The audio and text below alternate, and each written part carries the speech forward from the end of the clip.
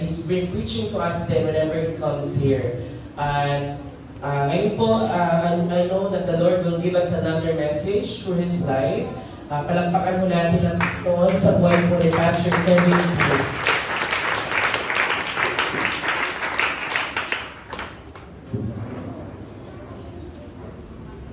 Okay, hello guys. Upstairs, hello guys. Hello po sa inyo dyan. You guys are really good. So let's give them applause one more time. So before we hear the message, we're gonna pray together. Sige ba tayo po yung manalangin po muna. Let's pray together.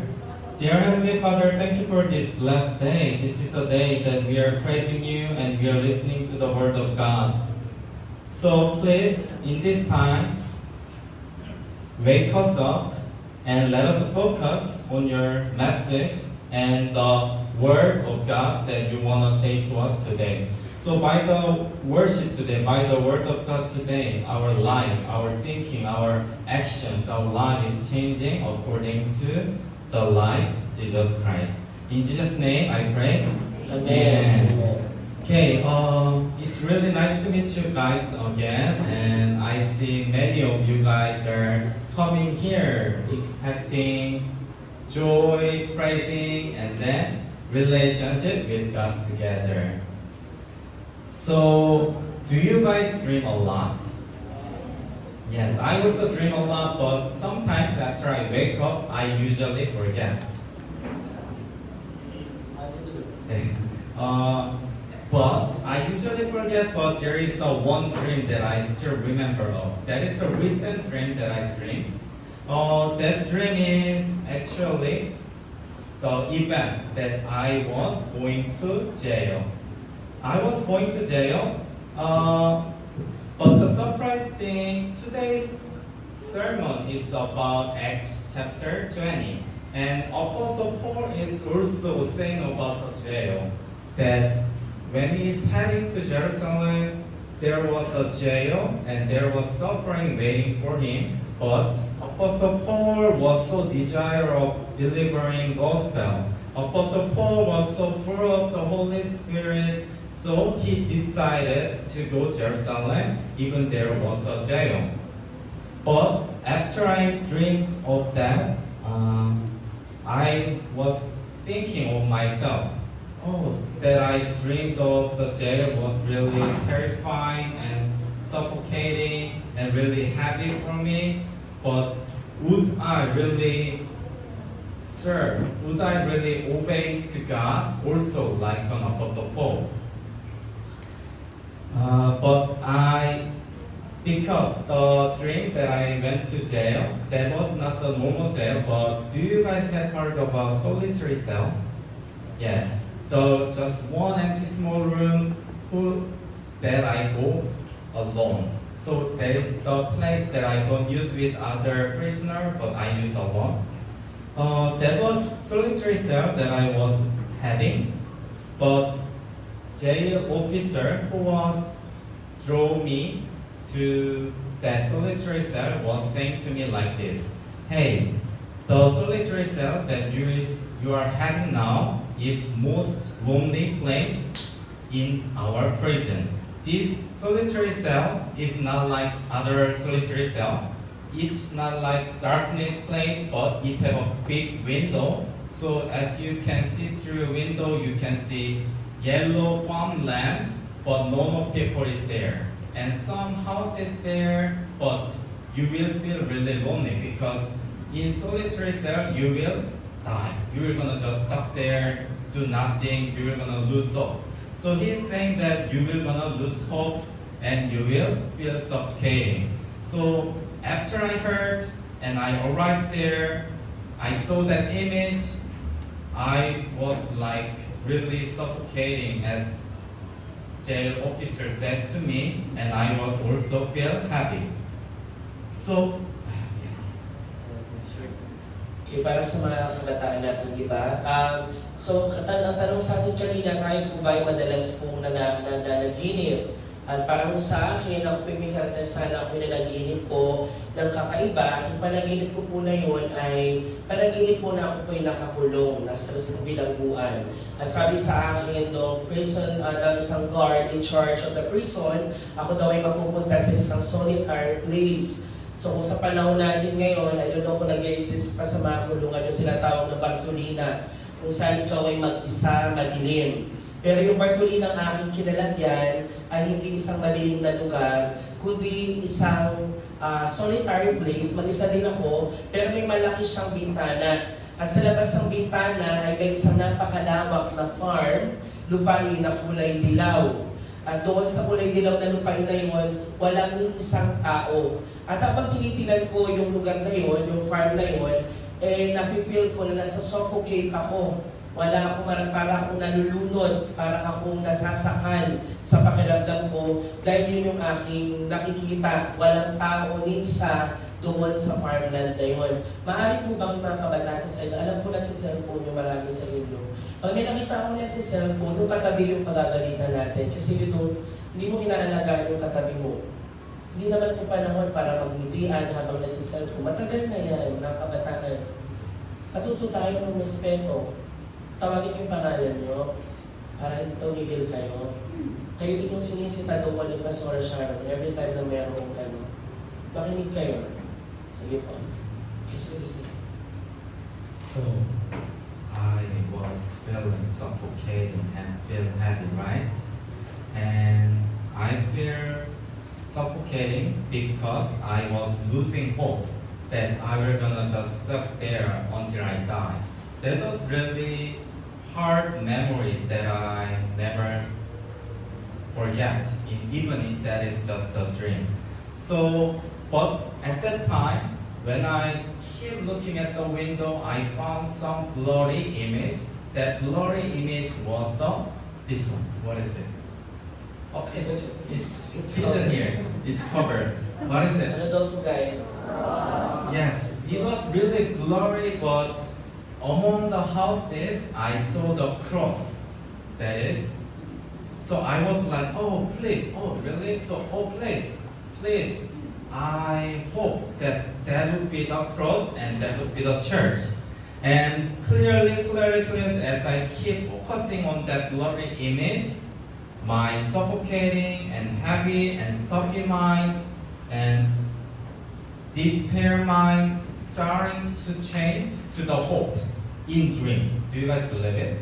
In dream, I wasn't afraid, I wasn't in despair when I see the cross. So that was really special memory, special dream that I dreamed of. So yung nakita ko kanina, yun nga sobrang suffocated po yung naramdaman ko. And then, unti-unti habang nakatitig ako doon sa aking nakikita, di ba nga punong-puno ng despair, ng loneliness, and suffocation at that moment. Pero nung ako ay nagsimula ng tumitig lang doon sa malayo, nakita ko ng isang larawan, ng isang cross na nasa pagitan ng mga buildings. And mula noon, at that moment, yung naramdaman ko na suffocation and loneliness ay unti-unti nang nawala at mas naging klaro sa akin yung larawan ng cross nung ako'y nakatitig lang doon. 1 year passing, 2 year passing, 10 year passing, I wasn't afraid because I was like despair, I was like afraid, but those emotions turned into thrill, excitement, joy. Because I was alone in solitary cell, but I can see the cross, which is the hope for me, and I can have a solo relationship, solo talk, dialogue with God alone. So that hope totally changed my afraid, despair mind into the hope in the dream. So habang ako po ay nakakaranas po ng kalungkutan, kawalan ng pag-asa, at ako'y nakatitig doon sa krus dun sa malayo, ay unti-unti nawala yung mga ganong klaseng naramdaman ko. At unti-unti po binigyan ako ng yung krus na yun, ng unti-unti pakiramdam na nawala yung kalungkutan, at unti-unti napuno ako ng pag-asa at nabago noon yung nararamdaman kong kalungkutan. But guys, you guys know what? Like that there is something fun. like after my afraid and despair emotion turn into hope and excitement, actually that dream just splashed. I just woke up from it. And the surprise thing also happened after I get back to dream. The scene has been changed. So I don't know why that day, but one more upgraded like hard, difficult situation keep make me hard time in the dream. But after I woke up, the only truth that I found out from that dream, from that experience, was the Jesus Christ, the cross is the hope. At so habang ako po ay lumalalim yung aking panaginip, at tingin ko po ay mas nagiging intense yung mga nangyayari, ay nagising ako sa aking pagkakatulog at sa pananaginip ko. At doon ko nakita na doon sa panaginip na yun, na-realize ko na yung cross ang tanging pag-asa na meron ako. Yes, the cross, the Jesus is the hope that can turn over all the situation which is in despair and afraid and lonely situation. At yung krus na yun po ang tanging pag-asa, magiging paraan upang lahat ng aking kalungkutan, kawalan ng pag-asa po ay mabago at ito'y sa pamagitan lamang po ng krus ng Panginoon. So, do you guys want to confess it together? Cross is hope. Ready, set, go. Cross is hope. One more time. Jesus is hope. Ready, set, go. Jesus is hope. Amen. So, Apostle Paul, in today's scripture, chapter 20, verse 23, he confessed like this. So ngayon pong hapon po, shall we read it together? Yan, basahin mo natin po yung confession po ni Apostol Pablo sa Gawa, chapter 20, verse 19 to 24. At ngayon po ito pinamagatan natin, power of the Holy Spirit. But let's read it po sa English po muna. Sige po, basahin mo natin ang sabay-sabay. 1, 2, 3, go! I serve the Lord with great humility and with tears and in the midst of severe testing by the thoughts of my Jewish opponents. You know that I have not hesitated to preach anything that would be helpful to you, but have taught you publicly and from house to house. I have declared to both Jews and Greeks that they must turn to God in repentance and have faith in our Lord Jesus. And now, compelled by the Spirit, I am going to Jerusalem, not knowing what will happen to me there. I only know that in every city, the Holy Spirit warns me that prison and hardships are facing me. However, I consider my life worth nothing to me. My only aim is to finish the race and complete the task the Lord Jesus has given me. The task of testifying to the good news of God's grace. Sa Tagalog po, basahin natin. Buong kapakumbabaan at lumuluhang naglingkod ako sa Panginoon at nagtiis ng maraming pagsubok dahil sa mga pagtatangka ng mga Hudyo. Sa aking pagtuturo at pangangaral sa inyo, maging sa harapan ng madla ko sa harap. Hindi ako nangibig magsabi sa inyo ng anumang ikabubuti ninyo. Maging Hudyo o Griego man ay pinag-aralan kong tumalikod sa kasalanan, manumbalik sa Diyos at manalig sa ating Panginoong Jesus. Ngayon, bilang pagsunod sa Espiritu Santo, ako'y pupunta sa Jerusalem at hindi ko alam kung ano ang mangyayari sa akin doon. Ang tanging nalalaman ko ay ito. Dinalaan ako ng Espiritu Santo ng pagkibilanggo at kapigatian ang naghihintay sa akin sa bawat bayang dadaanan ko. Subalit walang halaga sa akin ang aking buhay, magawa ko lamang ang aking tungkulin at matapos ang gawain tinanggap ko mula sa Panginoong Jesus. Ang pagpapahayag ng magandang balita tungkol sa kagandang loob ng Diyos para sa tao. Amen. So Apostle Paul, what we just read, he said that he were gonna approach, heading to that city, to Jerusalem, to any city, to preach, to share the good news.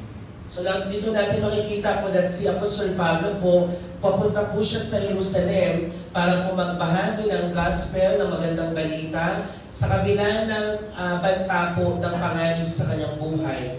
I think that is really bold, like exclamation, bold saying that he will go, even he can die in there, even he can go to jail, and he will just stuck in there with no hope. Na kahit po alam po niya ng katumbas po ito'y kamatayan at kanyang magkabilanggo, sa tingin ko po ito po'y talagang matatag at matapang po na desisyon na pumunta po sa Jerusalem at magbahagi po ng magandang balita.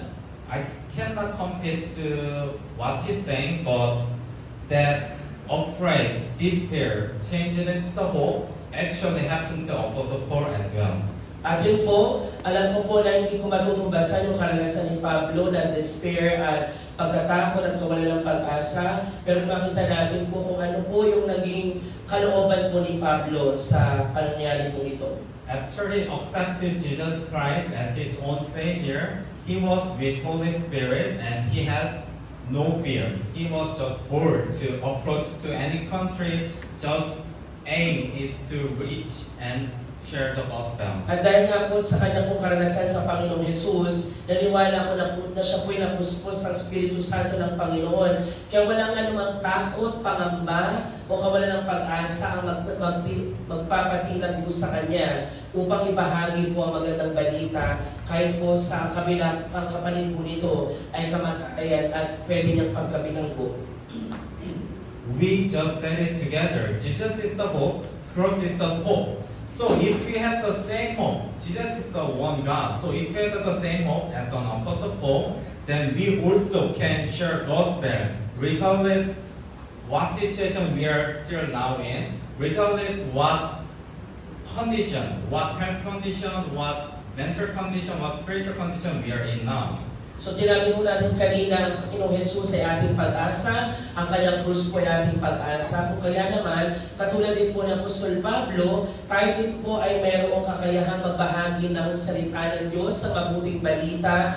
Ano man yung ating sitwasyon, ano man po yung pwede nating maranasan sa kabila ng ating pagbabahagi. At naniwala ko tayo na siya lamang po yung ating pong pag-asa. Ano mang kondisyon ng ating buhay, ano man pong ating situation, tulad po ng declaration ni Pablo, ang Panginoong Jesus ang ating pag-asa. So, do you guys believe in the power of Holy Spirit? Yes. Yes. Do you guys believe in the Jesus Christ? Yes. If we believe in power of Holy Spirit and Jesus Christ, it also be a hope, and it also can change our situation. So kung naniniwala ko sa pangyarihan ng Panginoong Jesus, siya po ang ating pag-asa at maaari po nitong baguhin yung ating pong sitwasyon. But usually, in our situation, we usually are keep thinking that, oh really, can I really deliver gospel to my father, to my mother, to my friends? Like so many thinking is coming on to us. So kahit na ganun po yung ating declaration, madalas po ay meron pa rin tayong takot, nangangamba tayo kung kaya ko bang magbahagi ng magandang balita ng Biblia sa aking tatay, sa aking kamag-anak. Sometimes we still fear, nagtatakot pa rin tayo sa ating mga puso. So if we believe in power of the Holy Spirit, we will see. We know the fruit of the Holy Spirit, right? Kung naniniwala ko kayo sa kapangyarihan ng Holy Spirit, alam niyo po yung bunga ng Espiritu Santo, tama po mga kabataan? Do you want to say it together? Gusto niyo po ba i-recite the fruit of the Holy Spirit? Kabisado niyo po ba yun? The fruit of the Spirit is love, joy, peace, patience, kindness, goodness, faithfulness, gentleness, self-control. Okay, so we will all bear the fruits of Holy Spirit. That is first one. And as a Christian, when we are believing in the power of the Spirit, there is a one step. As Apostle Paul stepping forward to the city and country, there is a thing that we have to do as a Christian attitude. So kahit tayo po ay naniniwala sa pera ng Holy Spirit sa atin, at ito nagbibigay din po ng bunga, ngunit meron tayong dapat gawin at ang taglayin ng mga attitude ng isang Kristiyano upang ito po'y magawa. So by remembering and writing these three attitudes, we will all overcome, get through all the situation and difficulties that we are having today. So habang kung ano po yung ating kung isa sa puso itong tatlong attitude po na ito, ay ma-overcome natin ang namang klaseng sitwasyon upang tayo po'y maging katulad ni Pablo na makapagbahagi ng gospel. So let's read So, verse tingnan mo natin yung 18 through 19. Verse 18 to 19 po. In English po, let's read all together verse 18절. 네, 18절이 없지만은 Verse 19 po muna. 1, 2, 3, go. I serve the Lord with great humility and with tears, and in the midst of severe testing by the bloods of my Jewish opponents, sa Tagalog natin. Buong kapakumbabaan at lumuluhang naglingkod ako sa Panginoon at nagtiis ng maraming pagsubok dahil sa mga pagtatangka ng mga Hudyo. Okay, so from now on I'll speak Korean. Okay? 18절을 제가 대신 읽도록 하겠습니다. 장로들이 도착하자 바울이 말했습니다. 내가 아시아 지방에 처음 간 그날부터 내가 여러분과 함께 있는 동안 어떻게 살았는지는 여러분이 잘 알 것입니다. 여기서 말하는 저희가 집중하고자 하는 것은 예루살렘으로 향하는 그 바울은 장로들을 불러다 이렇게 말을 한 것입니다. 내가 모든 겸손과 눈물로 주를 섬겼다. 그리고 유대 사람들의 음모로 시련도 많이 당했다. So basahin ko lang po mula sa inyo yung verse 18, sabi ko dito, when they arrived, he said to them, you know how I lived the whole time I was with you, from the first day I came into the province of Asia. Ang sabi ko dito ng ating binasa sa verse 18 and 19, tinawag niya po yung kanyang mga apostol po, na sabi po ng apostol Pablo ho sa kanila, na siya po ay sa kabila ng kanyang mararanasan po na pagkabilanggo at pwedeng ikamatay po niya, ay buong puso at buong lakas ng loob niya pa rin ibabahagi yung salita ng Diyos papunta po sa Jerusalem. 그래서 성령 충만하고 싶으신가요? Nais niyo po bang mapuno kayo ng Espiritu Santo, mga kapatid? 양옆에 분들 축복할게요. Fill with Holy Spirit. Pwede niyo po bang pagpalain ng bawat isa? Sabihin niyo sa inyong katabi, kaliwat, kanan, be filled with the Holy Spirit.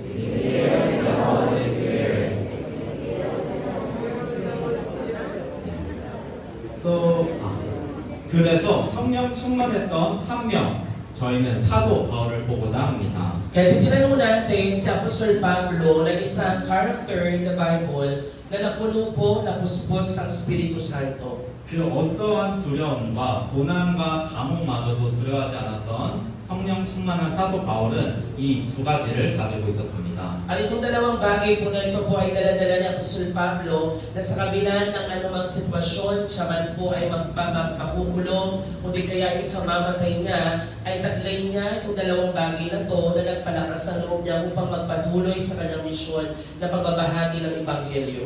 오늘의 말씀을 통하여서 우리가 가질 수 있는 태도, 성령 충만의 태도는 겸손과 눈물입니다. At ang sa unang pong character na pwede nating matutunan, yung attitude po na matututunan natin dalawang bagay po ay una, for our first point po, is yung pagpapakumbaba, humility, and yung tear ng Diyos, yung pag-iyak para sa Panginoon. 네, 함께 말해볼까요? Humility, Sabihin nga po natin sabay-sabay, humility, humility, and tear of God. and tear of God. 네, 오늘은 겸손과 눈물을 첫 번째로 같이 보고자 합니다. At tinanong natin yung pinakauna, yung humility po and tear of God. 여러분은 하나님, 그 눈물을 느껴보신 적이 있으신가요? Kayo po ba mga kapatid, naranasan niyo po ba o naramdaman na ang pag-iyak ng Panginoon? 나의 감정과는 전혀 다른 상황인데 갑자기 눈물이 나거나 친구를 위해서 중보로 기도를 하는데 눈물이 나는 경험을 한 적이 있으신가요? Naranasan niyo na po ba na hindi naman related sa inyo o hindi naman kayo mismo yung direktang involved, pero kayo po'y bigla ang lumuluha o naiiyak, halimbawa po kayo po'y nananalangin, you pray for other people or you pray po sa isang tao at binibigyan kayo ng luha ng Panginoon para ipag-pray yung mga tao yun. Naranasan niyo po ba yung ganung karanasan? 사도 바울 또한 아시아로 나아가서 유대인들과 그리스 사람들에게 복음을 전하면서 어떻게 섬겼다고 하죠? 눈물로 섬겼다고 합니다. At ang sabi mo dito, paano po ba nag-serve si Apostol Pablo para sa mga Gentile at mga Jewish people po na nais ang bahagian ng salita ng Diyos? Ang paglalarawan po doon, siya po'y nag-serve na may pagpapakumbaba at lumuluha sa Panginoon. 사도 바울은 원래 예수님을 믿는 자들을 박해하는 핍박자였죠. At alam po natin na si Pablo po originally, siya po isang persecutor ng mga mananampalataya ni Kristo. 그렇지만 다메섹 도상에서 예수님을 환상 가운데 만나고 나서 그는 거듭나게 됩니다. Ngunit nakita ko natin na sa kanya pong pagpunta on the way to Damascus ay kinatagpo siya ng Panginoong Jesus at nagbago yung kanyang buhay, naligtas siya at alam po natin na ang lahat ng iyari po ay sa pamagitan lamang po ng Panginoong Jesus. 아나니아를 통해서 다시 못 보았던 눈이 띄어지고 그는 성령으로 충만케 되고 눈에서 비늘 같은 것이 떨어지게 되죠. Eh nakita ko natin doon sa pamamagitan po ni Ananias, ang Panginoon ni-restore niya yung sight ni Pablo at pinuspo siya ng Espiritu Santo at sabi doon parang tila may mga kaliskis na natanggal sa kanyang mata at muli po siyang nakakita. 그 세례를 받고 주님과 연합한 자 다시는 이전과 같지 아니한 회심한 자가 된 것을 저희는 알고 있습니다. At alam din po natin na siya po'y nabaptize at ang sabi po doon, hindi na siya katulad ng dati niyang buhay, kundi siya'y nagkaroon ng bagong pagkatao. Kinonvert siya ng Panginoon sa pamagitan ng kanyang karanasan. 그 바울이 디모데전서 1장 15절에서 이렇게 고백합니다. At ito po yung sinasabi po ng unang Timothy chapter 1 verse 15. Basahin mo natin, 1, 2, 3, go. Here is a trustworthy saying that deserves full acceptance. Christ Jesus came into the world to save sinners, of whom I am the worst. 따라서 Sige po, sa Tagalog, 1, 2, 3, go. Totoo ang kayang narito at dapat paniwalaan ng lahat. Si Kristo Jesus ay dumating sa sanlibutan upang iligtas ang mga makasalanan at ako ang pinakamasama sa kanila. 네, 예수님께서 부자와 모든 특권을 가진 종교 지도자들만을 구하러 오신 것이 아니라 죄인을 구하러 오셨는데 그 사도 바울, 거듭난 사도 바울은 본인이 그 죄인 중에서 괴수다, 월스트다라고 하고 있는 것입니다. At sabi ko ngayon dito sa ating kong binasa na ang Panginoong Yesus hindi siya naparito para dun sa mga mayayaman at may kalakasan at sa mga taong karapat-dapat, kundi siya ay naparito para iligtas ang mga lahat ng makasalanan. At ang kanya pong confession ay siya po yung makasalanan, pinakamasama sa kanilang lahat. 그 구원받은 은혜가 너무나도 커서 그는 그의 삶을 올린 하나님께 다 드리는 그런 엄청난 위대한 고백인 것이죠. At ito po yung confession po niya na napakaganda po na siya po yung nagsasabi na siya po ay naligtas sa pamagitan lamang po ng Panginoong Jesus na siya po yung makasalanan po among sa lahat ng tao. 모든 삶의 주권을 하나님께 드리는 것, 모든 우리의 인생의 여정의 항해의 키를 하나님께 드리는 것, 그것을 겸손이라고 합니다. At ang pagpapakumbaba po ay nangangahulugan na lahat po na meron tayo ay binibigay natin kay Lord. Yung sovereignty, yung pamamahala ng ating buhay, ibinabalik natin muli kay Lord na siyang may-ari po ng lahat. At yun po yung puso ng isang servant na nagpapakumbaba sa harapan po niya. 왜냐면은 사실 나의 힘으로는 하루도 살 수 없고 나의 힘으로는 하루도 하나님께를 의지할 수 없다라는 그 모든 키를 맡기는 것이죠. At dahil po yung pagpapakumbaba po, pag wala mo tayo doon at sarili lang nating lakas tayo na buhay, sa pamagitan ng ating sariling diskarte tayo na buhay, wala tayong magagawa. Kaya madalas pinapakita sa atin ni Lord yun at ibinababa tayo para ipakita sa pamamagitan lamang niya tayo makakakilos at makakapamuhay. 그렇다면 여러분의 삶의 주인은 누구십니까? Kaya tatanungin ko po kayo, sino po ba ang master ng inyong buhay? Sino po ba ang may-ari ng buhay po ninyo mga kapatid?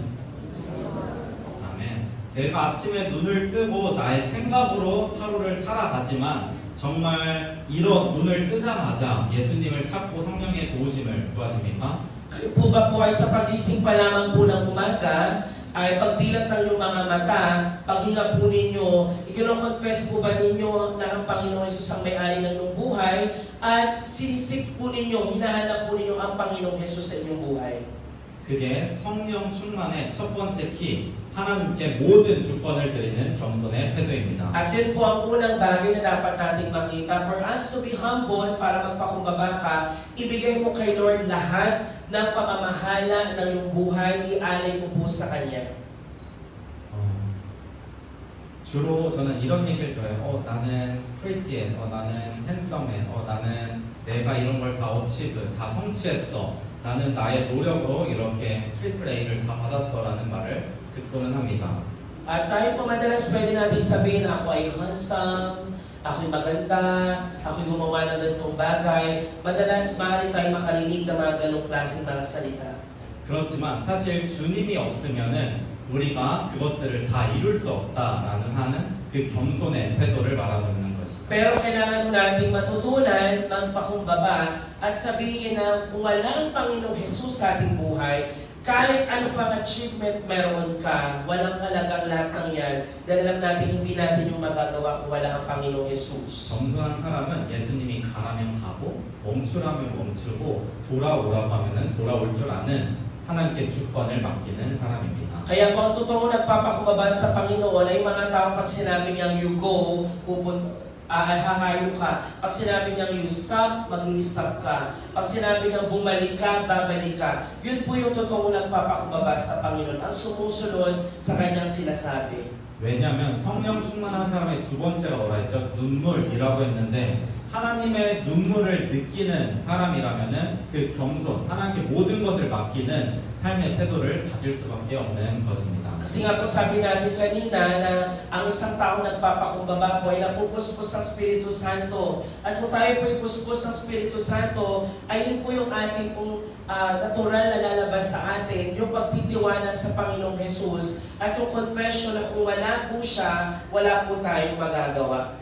여러분은 주님이 내 삶의 주인이라고 고백했습니까? 맞습니까? Tama po, mga kapatid, kayo po ba ay nag-confess na, dineclare sa inyong mga sarili ng Panginoong Hesus ang master ng iyong buhay? 아멘. 그렇다면 주의 일이 곧 나의 일이고 주가 아파하시는 곳, 주의 마음이 아파하시는 곳이 곧 나의 마음이 아픈 눈물이 있는 곳이라는 것입니다. Kaya naman kung ano po yung gawain ng Diyos ay nagiging gawain mo na rin. Kung ano po ang nagpapasakit sa puso ng Panginoon are also those things that break your heart. At kung ano po yung nais ng Diyos, yun din po ang ninanais na po natin.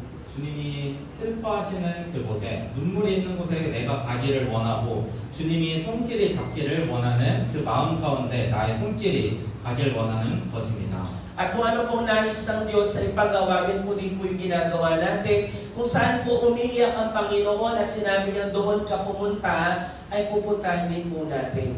그래서 사도 바울과 같이 삶 가운데 성령 충만하여서 우리의 삶의 포커스에서 하나님의 눈물이 있는 곳, 하나님께 모든 것을 맡기는 겸손과 눈물을 회복하기를 바랍니다. And I hope na bawat isa po ay ma-restore na kung saan po ang puso ni Lord na umiiyak at yun po yung tears niya nandoon, we go to those places. We obey the Lord. Susundin natin kung ano ang mission na binibigay ng Panginoon. Yun po yung attitude ng pagpapakumbaba at isang taong puspos ng Espiritu Santo. 그렇다면 여기서 여러분들에게 질문을 드리고 싶어요. 여러분들의 가정에는 예수님의 눈물이 있으신 것 같나요? At dito po may katanungan po ako sa inyo. Mga kapatid, sa inyong pamilya po ba ang Panginoon po ang luha niya ay lumuluha para po sa inyong pamilya? 손을 한번 들어볼까요? 내 마음에 한번 손을 내볼게요. Pwede po ba natin ilagay ang ating kamay sa ating mga puso, sa ating bibig? 그렇다면 내 영혼에게는 사실 우리 안에는 어린아이야, 우리 진짜 어린아이 같은 영혼이 있는데 우리 영혼에는 하나님의 눈물이 있는 것 같으신가요?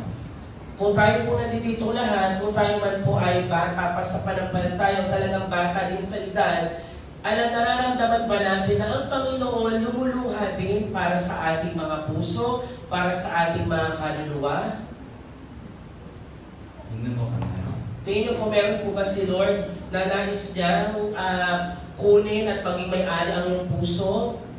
Mga kabataan, 그 아픔과 슬픔을 회복시키시는 그 절망과 좌절을 소망으로 바꾸시는 분이 예수 그리스도라는 것입니다. dahil po lahat ng laman ng ating puso, any pain, may mga wounds man yan, ang may kakayahan na baguhin yan at ma-restore po tayo, walang iba po kundi ang Panginoong Jesus.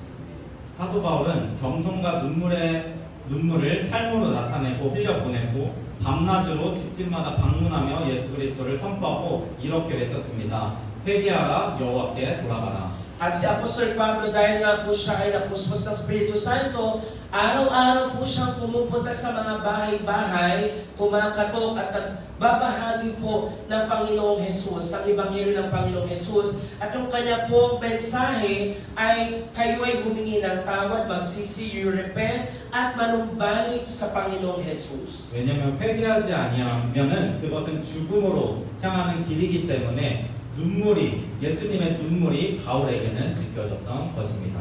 At si Apostol Pablo, ganito po yung kanya naging confession dahil alam niya na kapag wala tayo sa daan sa Panginoong Jesus, ito'y daan patungo sa kamatayan. Kaya naman po alam po niya na ito dapat ang kanyang i-declare sa mga taong wala pa sa Panginoong Jesus. 그래서 오늘의 기도 가운데 여러분들이 예수님의 눈물을 나의 영혼 가운데서 그리고 내 옆에 있는 친구 가운데서 나의 가정을 생각하며 기도하면서 찾기를 원합니다. Kaya po ngayon pong gabi, sa ating pananalangin din po, ang magiging prayer natin is, Lord, ibigay mo sa akin yung luha mo, Panginoon. Lord, ibigay mo po sa aking pamilya ang iyong luha. Ibigay niyo rin po sa aking mga kaibigan yung iyong pong luha, Panginoon, sa aming pong mga kaluluwa. 왜냐하면 예수님과 함께 눈물을 흘리는 자, 예수님이 눈물을 흘리는 곳을 닦아주는 자가 되었을 때 그곳에는 참된 예수님이 마음문을 열고 들어가시기 때문입니다. Dahil po alam po ng Panginoon na sa tuwing tayo po'y luluha, siya rin po ang Diyos po na mag-wipe away our tears, siya po ang magkakaalis ng ating luha, at siya rin po ang Panginoon na papasok sa ating mga puso kung ang ating po mga puso po ay pagbubuksan natin para sa Kanya.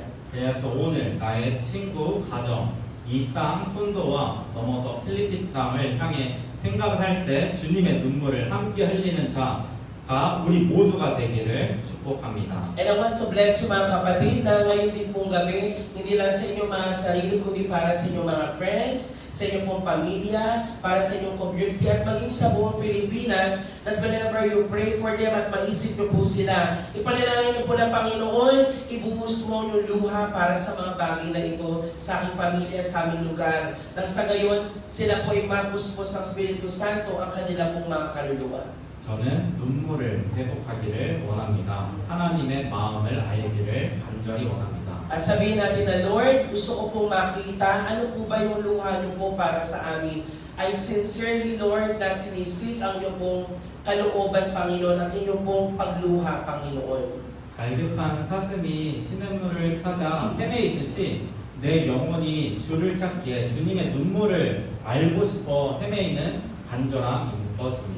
At katulad po ng isang pusa na nanguuhaw at naghahanap po ng tubig na maiinom, ganoon din po yung ating sincere prayer to the Lord. Na Lord, yung aking kaluluwang tuyo ay katagpuin mo, Panginoon, puspusin mo ng iyong pagluha, nang sa gayon ako po'y makatagpo mo at mapuspos ng iyong Espiritu Santo.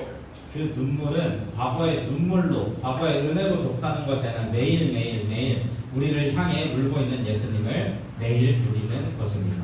At hindi lamang po yung ating pong mga karanasan in the past, kundi araw-araw, ninanais natin isik yung pagluha ni Lord sa ating pong buhay. 그러면 두 번째로 우리가 Power of the Holy Spirit, 성령님의 권능을 느끼려면 우리의 한 걸음, 우리가 가져야 되는 삶의 태도는 무엇인지를 20절에서 21절을 통해 함께 보도록 하겠습니다. At tingnan po natin po kung ano po yung sumunod na attitude na dapat natin taglayin. Makikita natin sa verse 20 hanggang 21. Basahin po natin 20 to 21, 1 to 3, go.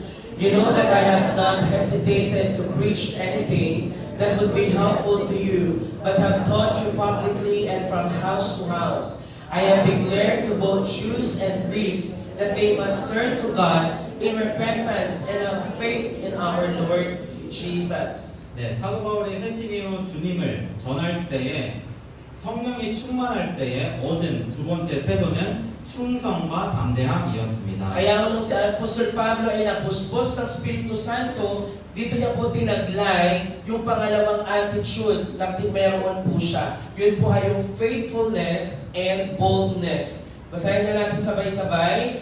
Faithfulness and boldness. 그는 이방인의 사도요 주님의 종으로서 아시아로 선교여행을 떠나서 매일 쉬지 아니하고 집집마다 돌아다니며 전하기도 했고요. 이렇게 파블리컬리하게 전하기도 했습니다. Sabi niya po dito, hindi lamang po siya nag-praise sa mga Hudyo, kundi sa mga Hintil at walang humpay na araw-araw siya nagpunta sa mga bahay-bahay, kumakatok sa kanila at ibinahagi ang mensahe ng Ebanghelyo ng Panginoong Hesus. 즉 예수님을 빼면은 그에게는 남아있는 게 돈도 소망도 꿈도 없었던 그 복음에 올인한 자였습니다. At ito po yung mga panahon na kung saan ang iglesia po wala naman po kakayahan, wala pong pera, walang resources, kundi patuloy po tuloy na masigasig at faithful po si Pablo sa pagbabahagi ng Ebanghelyo. 그는 어떻게 이러한 삶을 살 수 있었던 것일까요? Ngunit paano po kaya nakapamuhay si Pablo ng ganito? 성령께 충만한 충성된 종, 주님께 올인한 자에게는 종이 하라면 하고 멈추라면 멈추는 모든 것에 순종하는 그런 두려움이 없어지는 담대함까지 연결되어서 나온다라는 것입니다. Kasi po ang faithfulness and boldness ay nagpapakita po na kahit anumang sitwasyon o panahon ng ating buhay, mahirapan man o nasa kagipitan man, kung talaga po napuspos ng Espiritu Santo, wala kang idadahilan. Kundi susunod ka, kung ikaw ay tinawag ni Lord para mag-serve, you will continue to be faithful na maging isang servant. Kung tinawag ka niyang tumigil na at pumunta sa ibang lugar, hindi na iyong susundin. Ito ay pagpapakita ng lakas ng loob sa pagpapatuloy sa paglilingkod sa Kanya. 얼마나 멋있지 않습니까? 복음의 불도저가 되어서 가난과 고난과 그리고 감옥이 기다린다 할지라도 두려워하지 아니하고 복음을 들고 나아가는 그 사도 바울의 모습이요. Hindi po ba't amazing tingnan na si Apostol Pablo sa kabila ng kanyang kahihinatnan, may banta po ng panganib, meron po banta ng kamatayan, maaari po siyang mabilanggo. Pero yung kanyang katapatan at kalakasan ng loob, napakita natin siya po ay nagpatuloy mga kapatid. Kaya habang ating pong pinakikinggan ito, mag-reflection sa ating sarili kung ano pong klaseng faithfulness at boldness meron tayo.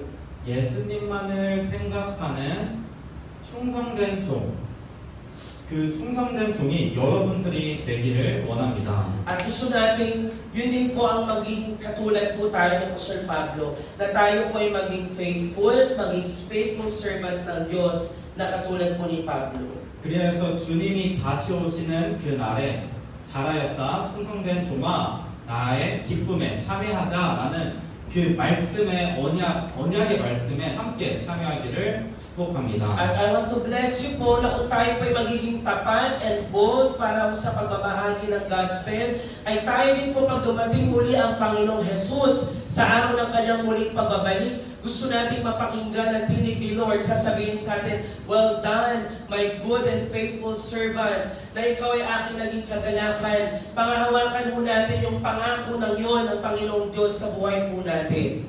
제가 아까 말했죠. 저는 감옥 가는 그 독방, 외로움과 좌절에 그 독방 가는 꿈을 꾸고 일어나서 과연 내가 평생 동안 진짜 감옥에 갇혀 있는다면은 그럼에도 불구하고 복음을 전하러 갈 수 있을까 고민을 했다고요. At katulad po na sinabi ko sa inyo kanina, sa panaginip na meron ako, I was in a solitary place, na para ako nakakulong sa isang Bartolina. Pero naisip ko doon, paano kaya ako makakalabas dito at paano naman din kaya ako makakapagbahagi ng salita ng Diyos. 살짝 베이는 것만 해도 무서워하는 저인데 예수님과 같이 이렇게 십자가를 진다면 과연 내가 그 복음을 전하러 가는 길을 갈 수 있을까를 생각을 했었습니다. And naisip ko din po na habang tinititigan ko po yung krus na nakita ko sa panaginip, ako din kaya magiging tapat at magiging malakas ang loob sa pagbabahagi ng gospel kahit na katumbas ito ay pagpasan ng krus ng Panginoong Jesus.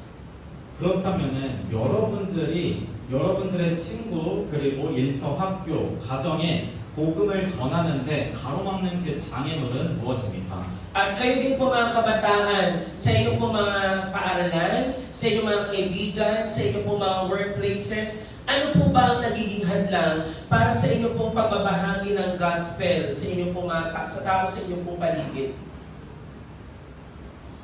Is it afraid? Is it shyness? Or is it not the fully faith?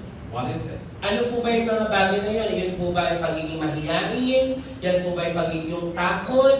O di kaya hindi lubos ang pananampalataya na meron ka? Alin po doon ang mga nagiging hadlang sa inyong pagbabahagi ng gospel? 우리가 예수님을 우리의 구주로 모셨을 때 우리의 정말 주인으로 충성된 종으로서 모셨을 때 그 모든 것을 뚫을 담대함을 얻으시기를 축복합니다. I want to bless you mga kapatid na tayo po nung tinanggap natin si Jesus bilang ating tagapagligtas at atin din po dineclare na siya po yung may-ari ng ating buhay. Kung kaya naman, kasama po nito yung ating pong kalakasan at katatagan ng loob kapag tayo po'y tinawag niya na magbahagi po ng Ebanghelyo. 마지막 성령 충만한 자의 성령의 권능을 얻는 자의 태도 세 번째를 같이 한번 읽도록 하겠습니다. Kaya tinanong natin po yung pangatlong bagay na isang attitude ng isang taong puspos ng Espiritu Santo. Basahin mo natin, 1, 2, 3, go. Obedience to God's guidance. 네, 23절과 24절에는 이렇게 증언하고 있습니다. 그러나 내가 달려갈 길과 주 예수께서 주신 내 사명 곧 하나님의 은혜의 복음을 주관하는 사명을 다 완성하기 위해서라면 내 생명을 조금도 귀한 것으로 여기지 않습니다. Ang sabi ko ng verse 23 to 24, basahin mo natin 1, 2, 3, go. I only know that in every city the Holy Spirit warns me that prison and hardships are facing me. However, I consider my life worth nothing to me. My only aim is to finish the race and complete the task the Lord Jesus has given me. The task of testifying to the good news of God's grace. 아멘. Amen. 하나님이 함께 있을 때 성령의 권능으로 강권하신 compelled by the Holy Spirit. If you guys are compelled by the Holy Spirit, then you can totally obey, total surrender to God. Na kapag tayo po ay napuspos ng Espiritu Santo, ay tunay nga po na makakasunod po tayo. Ang Holy Spirit ang mismong mag-aalaw sa iyo na sumunod sa guidance ng Diyos. 여러분 잘 생각해 보십시오. 여러분이 사도 바울처럼 지금 복음을 전하면 죽음에 처해지고 방금 읽었던 23절의 말씀처럼 감옥에 갇혀지는 그런 상황에 놓여져 있습니까? Isipin niyo po mabuti mga kapatid, your situation also. Kayo po ba'y katulad po ni Apostol Pablo nang sabi sa verse 23 na sa kanya pong pagbabahagi ng gospel, pwede niya po itong ikamatay o ang katumbas nito ay pwede po siyang mabilanggo. Ang tanong po sa atin, saan po ba kayo nakabilanggo po ngayon? 제가 지난번에도 말씀드렸던 것 같은데 북한과 중국 같은 공산주의 국가들과 같이 여러분들이 성경을 읽고 예수님을 전하면 경찰이 찾아와 잡아가고 핍박하고 죽이는 상황에 처해 있습니까? Kayo po ba po ay nakakulong sa sitwasyon, katulad ng sinabi ko before, na para bang kayo ay nasa North Korea or sa China, kung saan ang bawat isang katao po na pag nagbahagi po ng salita ng Diyos ay pwedeng mabilanggo at makulong, maparusahan. 저는 아까 감옥만 생각해도 여전히 육신의 생각으로 생각하면은 계속해서 고민이 되고는 합니다. At kung kanina po, tinipang iniisip ko po, kung physical lang po na aspeto, talaga namang napakahirap, talagang napakatindi na pwedeng pagdaanan. 정말 겁도 없이 오지로 가고 어둠 가운데 갱단 가운데 가서 바울과 같이 집집마다 찾아가서 미친 자처럼 하나님의 복음 회개하십시오 예수를 믿으십시오 라고 했을 때에 죽임을 당할까도 걱정합니다. At miski man po ako, pag-iisipin ko po yung naging situation ni Apostol Pablo, talaga naman po pwede kang mag-alala dahil kung ikaw ay magbabahagi ng salita ng Diyos, may kahirapan kang pwedeng dagnan at pwede kang mabilanggo dahil sa iyong gagawin. 그렇지만 무엇이 저를 온전한 순종, 온전한 obey to God's guidance 하는 것을 보았을 때는 예수님의 그 십자가만을 생각을 하면은 저는 total surrender, total obedience 그냥 이렇게 내려놓을 수밖에 없게 되는 것입니다. Ngunit kung ako po'y titingin lamang po at magpo-focus po sa krus ng Panginoong Jesus, ay tunay nga kung ipupuspos niya, pagkakalob niya sa akin, ang Banal na Espiritu Santo, na siya rin po mag-lead sa akin para ako po'y sumunod. At wala akong ibang magagawa kundi i-offer lang kay Lord ang lahat-lahat sa akin. Ibigay lang sa Kanya lahat at sabihin sa Kanya ng Panginoon, Ikaw ang manguna, maging gabay ko. 믿음이 있는 자들이라면 예수님을 바울과 같이 영접한 자들이라면 빛과 같이 일어나시기를 빛과 같이 바라시기를 바랍니다. At tulad po na sinabi ng Apostol Pablo na kung tayo po ay mananampalataya sa Panginoong Jesus, ang sabi niya daw, we need to be alive. At sabi dyan, arise and shine. Kayo bumangon at maglingning bilang mga liwanag. 눈을 감아보시겠어요? Pwede po ba tayong pumikit lahat sa oras na ito? 십자가를 생각해 보시기를 바랍니다. And habang kayo po'y nakapikit, gusto ko pong isipin ho ninyo ang krus ng Panginoong Jesus. 우리는 우리의 삶 가운데서 예수님을 전하는데 수많은 어려움과 수많은 고민들이 있지만은 그 십자가 예수님이 걸어가신 그 길을 생각해 보시기를 바랍니다. Ay nais ko po na isipin ho ninyo ang krus ng Panginoon sa kabila ng ating mga nararanasan. Mayroong kahirapan, mga pagsubok man yan. Ngunit sa kabila ng lahat ng ito, isipin mo yung daan ng krus ng Panginoong Jesus na kanyang dinaanan upang sumunod lamang sa kalooban ng Diyos Ama. 그 십자가는 그냥 크로스가 아니는 예수님이 넘어지면서까지 그 골고다 언덕을 오르시고 손과 발에 스크래치도 아닌 못에 박히시고 가시의 면류관을 쓰신 그 영광의 승리의 장소인 것입니다. At yung krus po na yun, mga kapatid, ay hindi lang po basta-basta krus, kundi ito po yung krus sa kanyang pinasan sa bundok ng Golgota, kung saan siya po'y nadapa, pinagtawanan ng mga tao, dinuraan, hinamak po siya, at hanggang po doon sa krus, pinako po siya ang kanyang kamay at ang mga paa niya, at doon po dumanak ang kanyang dugo para lamang po sa kanyang pagsunod sa kalooban ng Diyos Ama. 창에 찔리고 고난과 조롱과 수치의 그 장소인 것입니다. At ito po ay lugar kung saan inako ng Panginoon lahat po ng pwersa ng kamatayan, ng kasalanan at kadiliman para lamang po sa atin. 이것을 생각하면은 예수님께 안 돼요, 저는 못 가요 하다가도 온전한 순종을 할 수밖에 없는 비밀입니다. At ito po ay sikreto kung paano tayo makakapagpatuloy na kung tayo po titingin lamang sa krus ng Panginoon, hindi mo po pwedeng sabihin, Lord, hindi ko kaya, hindi po pwede, hindi po ako tutungo, hindi ako magpapatuloy, hindi ako susunod. Dahil ang taong tumitingin lang sa Panginoong Jesus sa kanyang krus ay kayang gawin ang lahat ng bagay para sa kanya. 이 시간 함께 기도하기를 원하는데 이 땅에 새 생명의 바람이 불어와서 모든 포로된 자들, 핍박받는 자들, 가난하고 소외된 자들이 자유함을 얻게 하여 주시옵소서. At sa oras po na ito, sa ating pong pananalangin, maging confession po natin ang lahat ng mga taong mananampalataya sa Panginoong Jesus, anumang pwersa ng mundo at ng kadiliman, and we will be free. Makakatanggap po tayo ng tunay na kalayaan sa mga bagay na ito. 소망 없던 나를 구원해 주신 그 사랑과 복음을 예수님의 눈물이 있는 곳을 내가 눈을 들어보고 그곳을 위해서 중구하고 찾아가게 하여 주시옵소서. Natulungan na po ako manalangin at isiglang ang Panginoon ang lugar, ang inyong pong kalooban kung saan lumuluha kayo, Panginoon. Where your heart breaks, Panginoon. Kung saan ang iyong pong pagluha ay naroon, Panginoon. Tulungan mo ako manalangin at hanapin ang mga bagay na ito, O Diyos. 일어나라 빛을 발하라 이는 내 빛이 이르렀고 여호와의 영광이 내 위에 임하였음이니라. Ang sabi po ng salita ng Diyos, rise up, shine the light of the Lord. Ikaw ay bumangon at maglingning ang iyong liwanag sa Panginoon. 이 시간 주님께 간절하게 기도를 드리도록 하는 자들마다 일어나서 하나님께 기도를 할 때에 하나님 내가 주님을 만나고 싶습니다. 주님의 눈물이 있는 곳에 가고 싶습니다라고 기도하기를 원합니다. At sa oras na ito po sa ating pananalangin, ay pananalangin natin ang buong puso na Panginoon, ako bilang inyong liwanag. Ipakita mo sa akin kung nasaan ang iyong pagluha. Nang sa gayon ako po'y makasunod sa inyong kalooban. Ako, Panginoon, ay patuloy na maglingkod para sa ito bilang isang liwanag. Sa oras na ito tayo may manalangin. Tumayo po tayong lahat mga kapatid at we will declare to the Lord ang ating manalangin po sa Kanya. Tayo po manalangin lahat mga kapatid. Make it your prayer.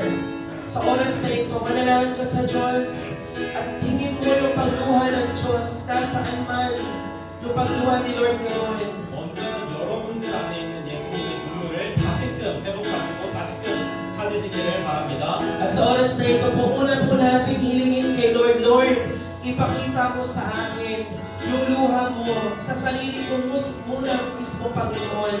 Sa aking kaluluwa mismo, Panginoon. Lord, are you still crying for me, Lord? Lumuluha ka pa rin ba para sa akin, Panginoon? 이 시간 마음에 손을 얹고 주여 세 번 부르짖고 기도할 때에 하나님의 눈물을 알게 하여 주시옵소서. Sa oras na ito po, ilagay natin ating mga kamay sa ating mga dibdib. At sumigaw tayo ng 3 beses ng Panginoon.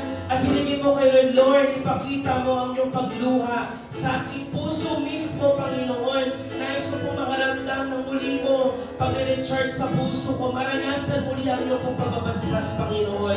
Tayo po lahat ay manalangin sa Panginoon. Sumigaw tayo ng Panginoon. Panginoon!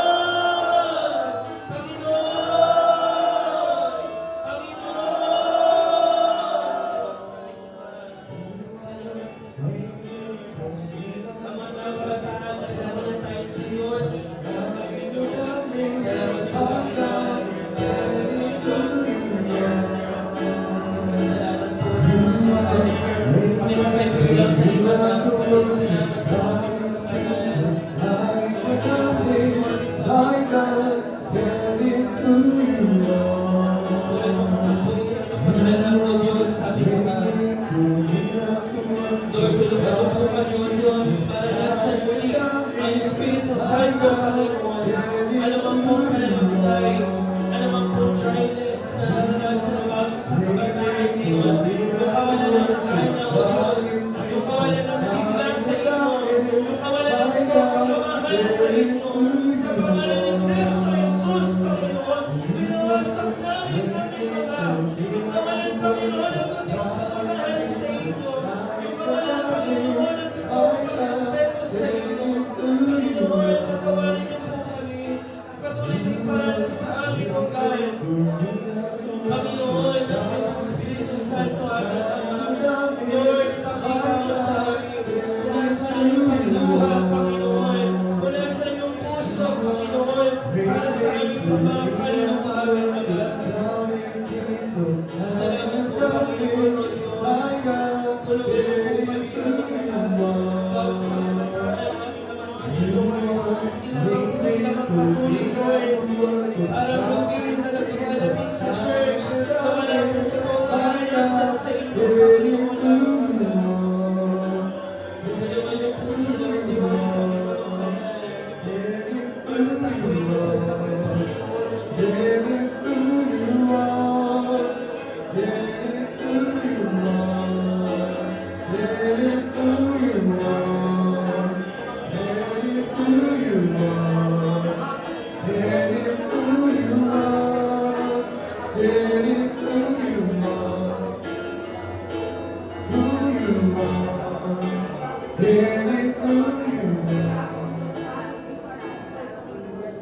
이 시간 여러분들을 향한 하나님의 눈물이 느껴지지 않는 분들이 있다면 앞으로 오시면 함께 기도해 주기를 원합니다. Sa oras na ito mga kapatid, kung meron man po sa inyo ang hindi pa rin po nararanasan, hindi nararamdaman ang pagluha ng Panginoon para sa Kanya, 하나님, I invite you na lumapit dito sa harapan at nais namin kayo ipanalangin kasama ng ating mga hub friends. Sige po, lumapit lang po sa inyo yung nangangailangan po ng panalangin dito sa harapan. Huwag po kayo mahiya mga kapatid.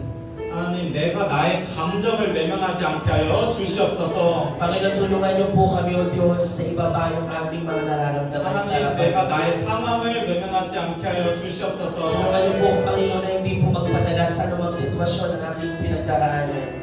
그래서 이 시간 온전히 주님의 마음을 느끼고 싶은 자들 나오실 때에 허브팀들은 한 명 한 명씩을 위해서 중보하는 시간을 갖도록 하겠습니다. Panginoon, namin, Lord, na panalangin itong bawat isang kaluluwan narito, Lord, sa pamamagitan ng aming hub team na nais ibahagi ang kanilang panalangin para sa mga kaluluwang nangangailangan ng panalangin po sa inyo. Sige po mga kapatid, lapit lang po dito sa harapan ng stage. Huwag po kayong mahiya. This is panalangin para sa inyo. Huwag po kayong mahiya. Simulan po ninyo. Lumapit dito sa harapan. Sige po, lumapit lang po kayo. Pinangangailangan po ng panalangin. Lapit po kayong mahiya para po sa inyo ito. Yung pagpapakumbaba na sabihin, Lord, kailangan ko ng panalangin. Kailangan ko maranasan yung pagluha mo. Huwag po kayong mahiya. Kayabangan po yung hindi mo nararamdaman, pero hindi kayo ayaw mo lumapit para ipanalangin ka. 제가 말했죠. 감옥과 고난이 나를 막는, 하나님을 막는, 성령 충만하는 것을 막는 것처럼 우리를 현재 복음을 전하는 데에 감옥과 고난이 막는 것은 아니지만 우리의 모든 연약한 부분들, 우리가 담대하지 못하는 부분들, 우리가 충성되지 못하는 그런 부분들이 우리를 막고 있는 것입니다. At yung mga bagay po tulad na sinabi ko po sa inyo, mga bagay na pwede gumapo sa inyo, iba't ibang bagay man yan, ay magiging hadlang upang tayo makasunod kay Lord at magkaroon ng faithfulness and boldness sa Kanya. Kaya kung kayo man po na yun, hindi nyo maranasan ng Panginoon, lumapit lang po kayo dito sa harapan at nais namin kayong ipanalangin. 그래서 간절한 기도 제목이 있는 자들마다 나올 때에 우리가 여러분들과 기도할 수 있는 이 마지막 시간 간절히 여러분들을 위해서 주여 세 번 부르시고 기도합니다. Sige po tayo manalangin po sabay-sabay. Tayo po lahat ay sumigaw muli ng Panginoon as we pray para po sa isa't isa. Tayo po manalangin sa Diyos. Panginoon!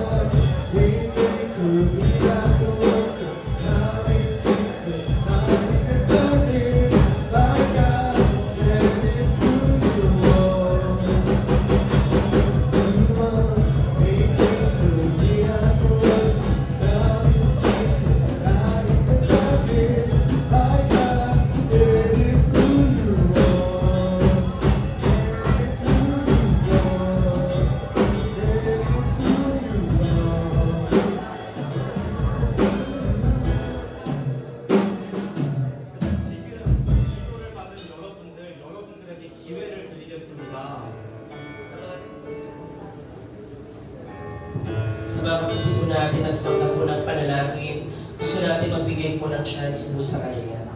예수님의 눈물과 예수님의 비전을 알으신 여러분들에게 기회를 드리겠습니다. Sa mga tao po hindi po nakaramdam ng vision ng Lord at ng kanya pong pagluha, ay meron pong chance para sa inyo. 기회가 있을 때 하나님의 인도하심에 순종하시고 그 사랑과 복음, 예수님의 눈물이 있는 그곳에 가서 그들을 위해 기도해 주기를 바랍니다. At ang nais po natin po, huwag natin ma-miss yung chance na yun, na kung ang Panginoon tinatawag po tayo, patuloy natin maranasan po yung pagpupuspos niya, sumunod sa kung saan po tayo tinatawag ni Lord, at patuloy na maglingkod kung saan po ang kanyang pagluha ay naroon. 왜냐면 제 눈에는 같은 공간에 있어도 예수님의 있는 눈물이 있는 곳이 보이기 때문입니다. Dahil kahit tayo po ay nasa isang lugar man, ang Panginoon pwede natin makita yung kanyang pagluha. 같은 교회에서 예배를 드리지만 하나님을 만나지 못한 자들을 하나님께서는 너무나도 기다리고 계시기 때문입니다. Dahil kahit tayo po'y pareha po tayo ng church na inaatinan, kung hindi man natin nararanasan ng Panginoon, ang Panginoong Jesus ay naniligan, naghihintay upang kayo po'y lumapit sa Kanya. 예수 그리스도를 만난 여러분들 간절히 부탁하는 것은 뒤에 있는 자들을 위해서 한 명 한 명 찾아가서 기도해 주시길 바랍니다. 주여 이들을 만나 주시옵소서. Na tunay po sa lahat po na nakatagpo sa Panginoong Jesus, ay tunay ding maging instrumento upang ang bawat isang tao sa inyong paligid ay makakilala sa Panginoon at makatagpo ang Panginoong Jesus. 뒤에 있는 분들은 모두 다 눈을 감으시기를 바랍니다. 지금 여러분들을 위해 앞에 있는 분들이 갈 것입니다. Panginoon, tunay po Diyos na ang inyong mga mata ay nasa mga tao ito na nasa inyong harapan. 그들을 위해서 손을 잡고 기도해주고 안아주고 기도해줄 때 한국인만 여러분들을 위해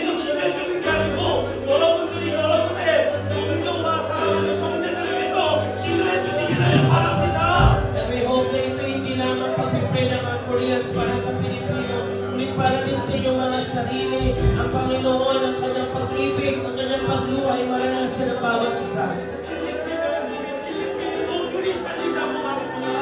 Ito po yung para po sa kaligtasan ng Pilipinas. 그래서 앞에 있는 여러분들이 주여 제목으로 듣고 기도할 때 순종 가운데 모든 수줍음을 다 넘고 담대하고 나아가서 기도할 때 Kaya sa oras po ng ating pananalangin, tayo po muli sumigaw ng Panginoon at ng beses sa Diyos at hilingin ang boldness at faithfulness po sa Panginoon sa pagsunod sa Kanya. Tayo po manalangin muli sa Panginoon. Panginoon!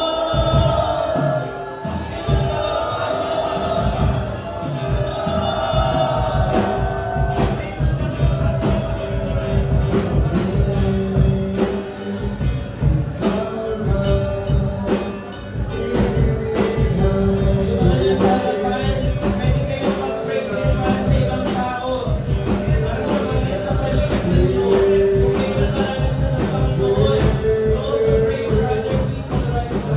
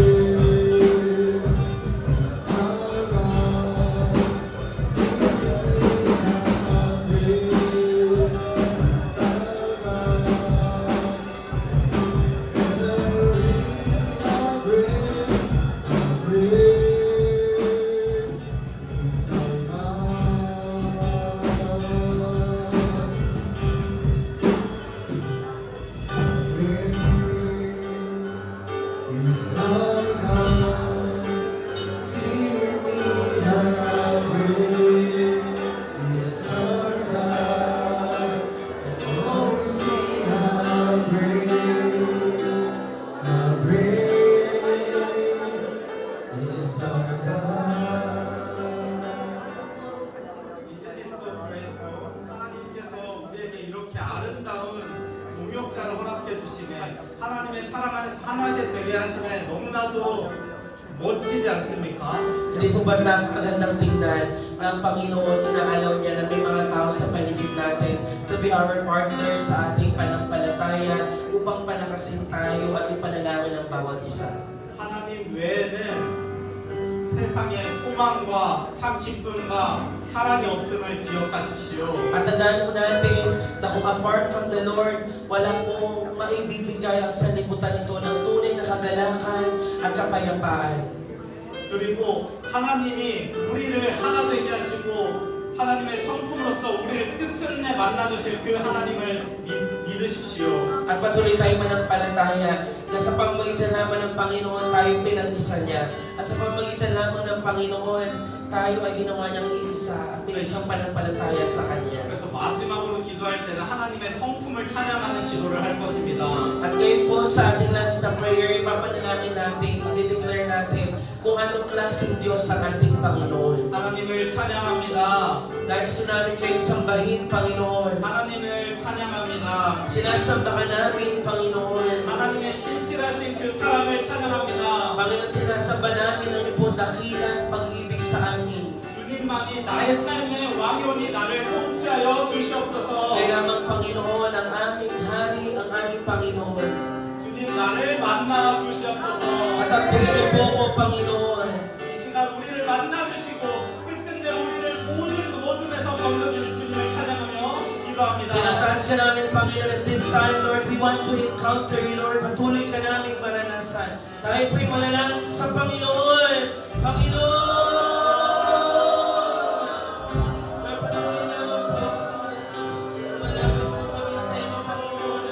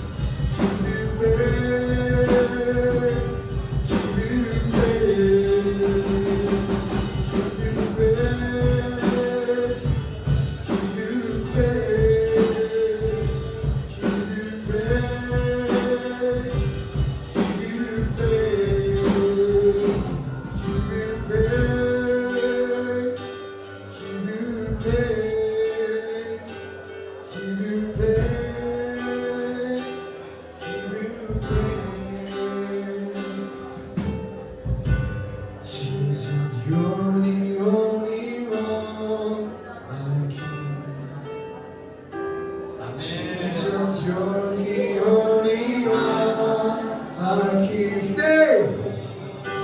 Jesus, you're the only one I can. Jesus, you're the only one I can.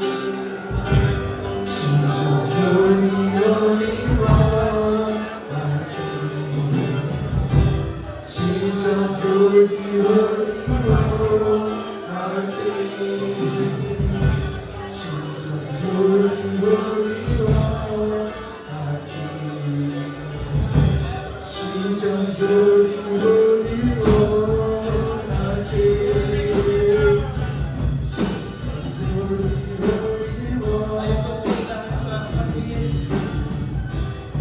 Jesus, you're the only one. Jesus, you're the only one. Jesus, you're the only one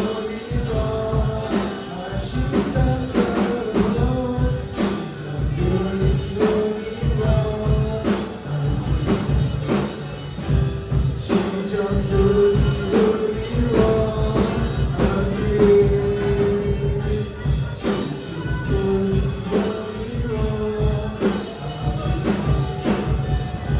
Jesus, you're the only one. Jesus, you're the only one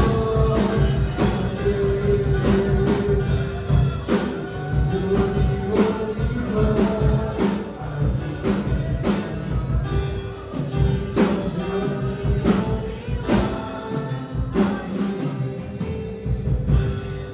Hallelujah to every nation's King, only one God. That is you, O Lord. 제가 마무리 기도할 때 허브팀은 기아야 준비를 해주시면 좋을 것 같습니다. 제 뒤에 서주셔도 되세요. Dear God, I pray for each one of the soul. We pray really sincerely to them. We are just meeting one day and we are just going back home to Korea. But you know the relationship. You know the smile that we are sharing together. You know the words that we are sharing in God. We are one in God, O Lord, because you are the King of all the earth. You are the King of all the earth. Regardless of my condition, regardless of my weak faith, you are my King, O Lord. So this time I pray for each one of the souls, each one of the families, each one of the health condition, each one of the finance condition, each one of the prayer requests that they have bring to here. Let them to meet you, Jesus Christ, because if you are with them, nothing cannot break them, nothing cannot let them fall down. So fulfill them with Holy Spirit, the power of the Lord, mission of the Lord, let them heal. Let them be healed, let them win the victory. Let them have the faith. I believe that you already heard all our prayers. So on the way back home then, let them feel, let them hear your voice through so many ways. Thank you that you let us to pray. In Jesus' name I pray. Amen. Amen. Pwede tayo makaupo na mga kapatid. Next.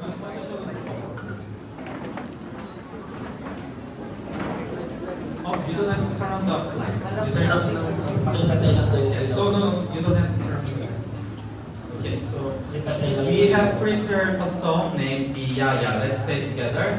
Biyaya. That means great. So thank you. It was really great to meet you guys and having relationship together.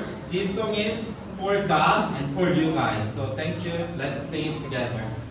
Pwede po tayo magkaloob ng ating tithes and offering as we listen to them.